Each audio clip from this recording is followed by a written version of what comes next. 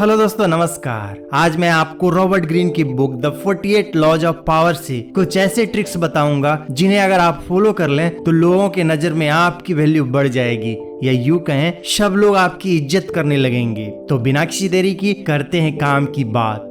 Trick number 1, लोगों को अपनी कमी महसूस कराएं। एक कंपनी में राहुल सुपरवाइजर का काम करता था, जो कंपनी के वर्कर को काम करने के लिए डायरेक्शन देता था, लेकिन कंपनी के स्टाफ उसको वैल्यू नहीं देते थे क्योंकि उसकी सैलरी ज्यादा नहीं थी। हालांकि अपनी सैलरी बढ़वाने के लिए राहुल कई बार जीएम से बात कर चुका था, फिर भी उसकी सैलरी नहीं बढ़ी थी। अचानक उसने एक दिन सही टाइम देखकर, जिस दिन कंपनी में उसकी सबसे ज्यादा जरूरत थी, उसी दिन वो एब्सेंट हो गया, जिसके बाद कंपनी के स्टाफ को उसके वैल्यू का पता चला और बाद में जीएम ने उसकी सैलरी भी बढ़ा दी।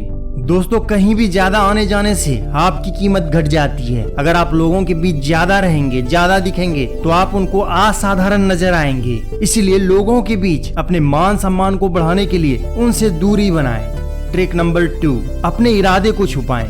कुछ लोग खुली किताब की तरह होते हैं, जो अपने मन की बात कहीं भी किसी से भी कह देते हैं। अपने इरादे और उद्देश्यों को दूसरे के सामने रिवील कर देते हैं, जिससे लोग उनके उद्देश्यों को जान लेते हैं और उसमें बाधा उत्पन्न करते हैं। इसीलिए अपने उद्देश्यों को पूरा होने से पहले किसी के भी सामने रिवील नहीं करना चाहिए। अपने सीक्रेट को रिवील करना कितना घातक हो सकता है, इस बात का अंदाजा आप इसी से लगा सकते हैं कि जब प्रभु श्री राम द्वारा रावण का वध करना असंभव हो गया था, तभी रावण के भाई विभीषण ने इस बात को रिवील कर दिया था कि रावण के नाभि में अमृत है। इस बात को जानने के बाद ही प्रभु श्री राम द्वारा रावण का वध संभव हो पाया था। रावण की नाभि में अमृत है, यह बात केवल विभीषण ही जानता था। अगर यह सीक्रेट रावण विभीषण के सामने रिवील नहीं करता, तो शायद ही प्रभु श्री राम रावण का वध कर पाते। ट्रिक नंबर 3, अपने दोस्तों से ज्यादा दुश्मनों पर भरोसा रखें। अपने दोस्तों से हमेशा सावधान रहें, क्योंकि मित्र आपकी प्रगति को देखकर बहुत जल्दी ईर्ष्या करने लगता है। अगर आप अपने दोस्तों को कंपनी में नौकरी देते हैं, तो हो सकता है दोस्त भविष्य में आपके कष्ट का कारण बन जाए। यदि आप दोस्तों के बजाय अपने किसी पुराने दुश्मनों को काम पर रखेंगे, तो वह दोस्तों से ज्यादा वफादार होगा, क्योंकि उसे बहुत कुछ साबित करना होगा आपका भरोसा जीतने के लिए। एक राजा अपने शत्रु से विवाद को सुलझाने के लिए गए थे। तभी उनके शत्रु ने उन्हें बताया कि उसके मुंह से बदबू आती है, जिसे सुनकर राजा को बहुत बुरा लगा, क्योंकि उन्हें यह बात किसी ने पहले नहीं बताया था। गुस्से में वह महल पहुंचते ही अपनी रानी को फटकार लगाया कि तुम इसके बारे में मुझे पहले क्यों नहीं बताई। तो रानी ने कहा, स्वामी, मैंने आपको यह बात इसलिए नहीं बताई कि शायद आपको यह जानकर अच्छा नहीं लगेगा। इस तरह से यह स्पष्ट होता है कि जो दोस्त हमारे अंदर स्पष्ट रूप से दिखाई देते हैं, उसके बारे में सगे संबंधी हमें नहीं बता पाते। शायद वह सोचते हैं अगर हमने सच्चाई बता दी तो मित्र हमसे नाराज हो जाएगा। इसलिए अपने कमियों के बारे में जानना हो तो अपने शत्रु से पूछें। ट्रिक नंबर 4, अपने बॉस के सामने स्मार्ट ना बने। अपने से बड़े लोगों को महसूस होने दें कि वो आपसे श्रेष्ठ हैं। आपके पास योग्यता होने के बावजूद भी उन्हें यह महसूस ना होने दें कि आप उनसे सुपीरियर हैं, क्योंकि अगर आप अपने बॉस के सामने अपनी प्रतिभा दिखाते हो, तो वो आपको रास्ते से हटाने की कोशिश करेगा। अगर ऐसे में आप अपने बॉस को प्रतिभाशाली बताएंगे, तो आप बुलंदियों को छू लेंगे। जब आप अपने बॉस से श्रेष्ठ दिखने के खतरे को भांप लें, तो अपने बॉस को खुद से ज्यादा बुद्धिमान नजर आने दें। मूर्खतापूर्ण अभिनय करें, जैसे कि आपको आपके बॉस की सलाह की जरूरत हो, क्योंकि हर बॉस को अपने ज्ञान का प्रदर्शन करना अच्छा लगता है। अगर आप अपने बॉस से सुपीरियर बनेंगे और उनसे सलाह नहीं मांगेंगे, तो वो आपके प्रति आक्रोश और ईर्ष्या रख सकते हैं। अगर आप सुपीरियर बनेंगे, तो उसे ऐसा लगेगा कि आप उसके कुर्सी के लिए खतरा हैं। ऐसे में आपका बॉस आपको रास्ते से हटाने की कोशिश करेगा।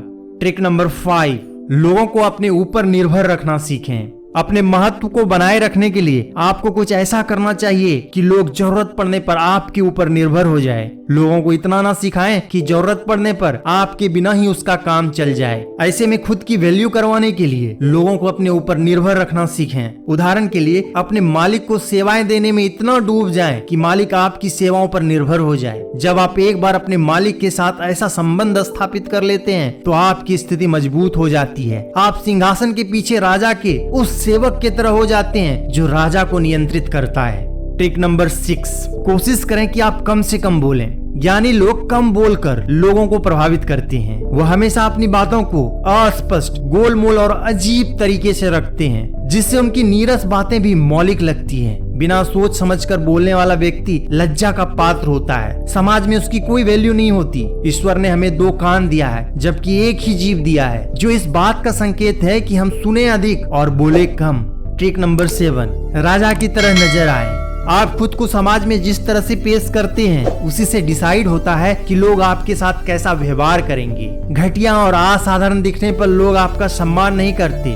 दोस्तों, सम्मान खुद ब खुद मिलने वाली चीज नहीं है, यह कमानी पड़ती है। ऐसे में अगर आप चाहते हैं कि लोग आपका सम्मान करें तो इसकी शुरुआत खुद से करें। जी हाँ, सबसे पहले खुद की इज्जत करना सीखें। चाणक्य के अनुसार समाज में मान सम्मान पाने के लिए व्यक्ति को अपनी वाणी में मधुरता लाना चाहिए, क्योंकि जो व्यक्ति मधुर वाणी बोलते हैं और बुरे दिखने वाले व्यवहार से दूर रहते हैं, ऐसे व्यक्ति की हर जगह चर्चा होती है और समाज में उनकी प्रतिष्ठा बढ़ती है।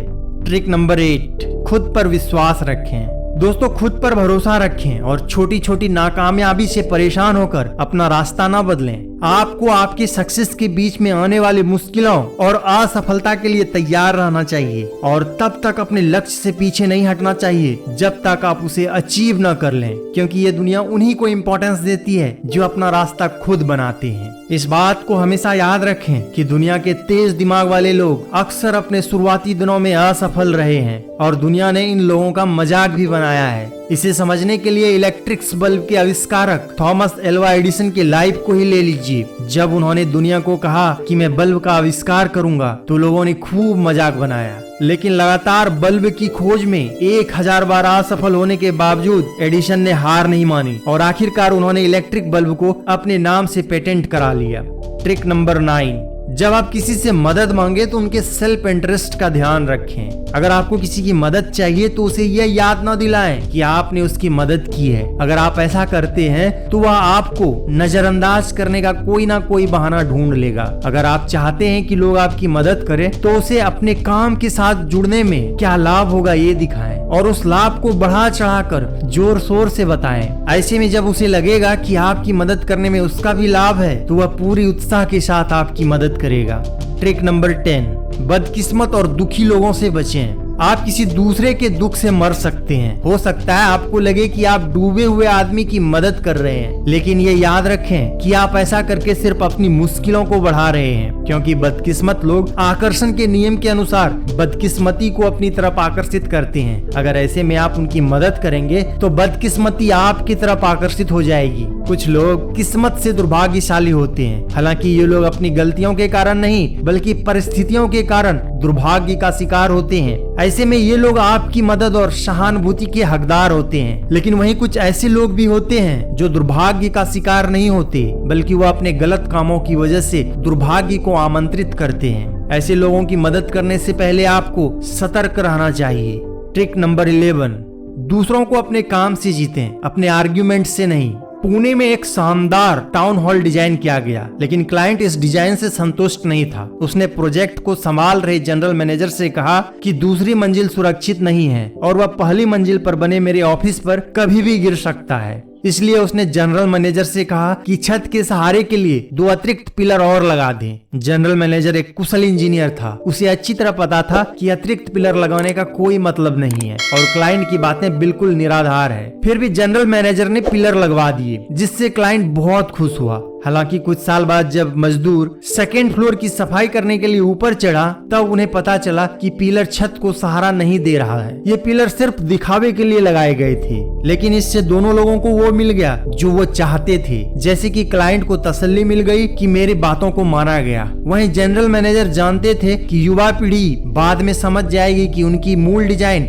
बिल्कुल सही थी और एक्स्ट्रा पिलर की जरूरत नहीं थी। बहस करके मिलने वाली जीत क्षणिक और खोखली होती है, क्योंकि अगर आप किसी से आर्ग्यूमेंट करके अपनी बात मनवा लेते हैं तो इससे सामने वाले व्यक्ति के विचार नहीं बदलते, बल्कि उल्टा उसके मन में आपके प्रति द्वेष और दुर्भावना उत्पन्न होती है। इसलिए बोलने के बजाय अपने कामों से लोगों को प्रभावित करना सीखें।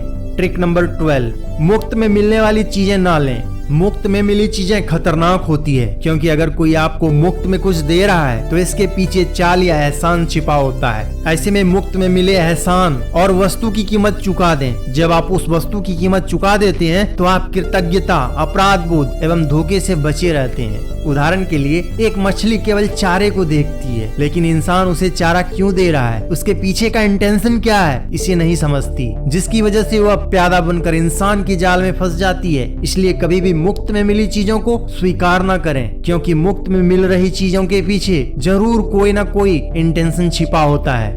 ट्रिक नंबर 13, लोगों को उन्हीं की तरफ बनकर फंसाएं। कोई भी व्यक्ति यह नहीं चाहता कि वह सामने वाले से मूर्ख दिखाई दे, फिर भी दूसरों को मूर्ख बनाने के लिए खुद मूर्ख बनने का नाटक करें, ताकि आप सामने वाले को ज्यादा मूर्ख दिखें। अपने प्रतियोगी को मिसगाइड करना यानी कि अपने उद्देश्यों से भटकाने के लिए यह एक अच्छी तरकीब है। अपने प्रतियोगियों के सामने बेवकूफ बनकर रहें और उन्हें यह दिखाएं कि जैसे आप कुछ नहीं जानते हैं। ऐसा करने से लोग आपको अपने बारे में खुद बताएंगे, क्योंकि उन्हें लगेगा कि आप मूर्ख हो और वह खुद मूर्ख बनकर अपने उद्देश्यों को आपके सामने रिवील कर देंगे।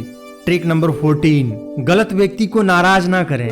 दुनिया में कई तरह के लोग होते हैं, इसलिए आपको यह नहीं सोचना चाहिए कि हर व्यक्ति आपकी रणनीति पर एक ही तरह प्रतिक्रिया करेगा। कुछ लोग ऐसे भी होते हैं, जब उनके साथ धोखा या चालबाजी की जाती है तो वो बदला लेने की तलाश में अपनी बाकी की जिंदगी बिता देते हैं। इसलिए अपने विरोधियों को सावधानी से चुनें और कभी भी गलत व्यक्ति को धोखा ना दें या उस पर हमला ना करें, क्योंकि ऐसे लोग उग्रता के साथ आपसे बदला लेते हैं। मान लीजिए आप किसी घमंडी व्यक्ति को पार्टी में कुछ कह देते हैं और वह आपकी बातों से अपमानित महसूस करता है, तो वह आपके साथ पूरी उग्रता के साथ बदला लेगा। हो सकता है आपने ये बात पार्टी के दौरान नशे में बोल दिया हो, लेकिन इन सब बातों से घमंडी व्यक्ति को कोई फर्क नहीं पड़ता। अगर ऐसे में आपको लगे कि कोई व्यक्ति अति संवेदनशील या घमंडी है और आपने उसे चोट पहुंचा दिया है, तो तत्काल वहां से भाग जाएं या माफी मांग लें।